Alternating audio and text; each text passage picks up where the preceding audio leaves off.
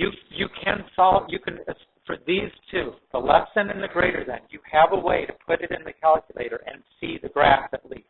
Sometimes it's a little confusing on the endpoints, but in terms of the graph, you can see it. If you go to your calculator, and let's say we want to do the less than, right? This one right here. The absolute value of x plus 3 is less than 9. Then go to the y equals, right? This one right here. You're in the first line, y1 equals, and you know where you find absolute value symbols? Two ways, right? You could either go math and then arrow over to the num, and it's the first option.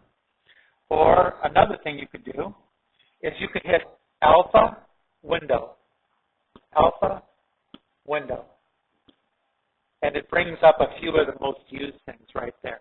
So the number one is absolute value. So either math, num, 1, or alpha, window, and it's 1. It's actually about the same amount of work anyways, but that menu has some useful things in it. Okay, now I put the x plus 3 inside, x plus 3, and then you right arrow to get out of the absolute value. Okay, now we need to find the less than symbol. Okay, the less than symbol above the math, it says test, that's where you find the less than. So go second, math, and then you can find your second, math. You could find the right symbol out of that list. We wanted the less than, so it's number 5.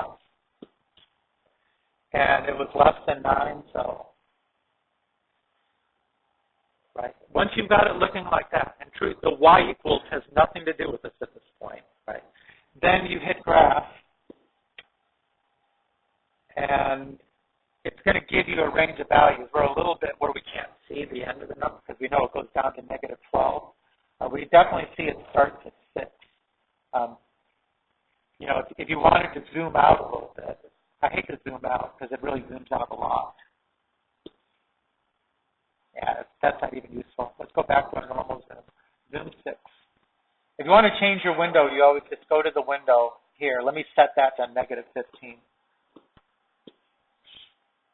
And then hit the graph. And now you could see, you could count those up and see. Another way you could find what values they go to is look in the table. You know where to find table. It's above the graph, right? So if I hit second graph, you know, look in the table of values.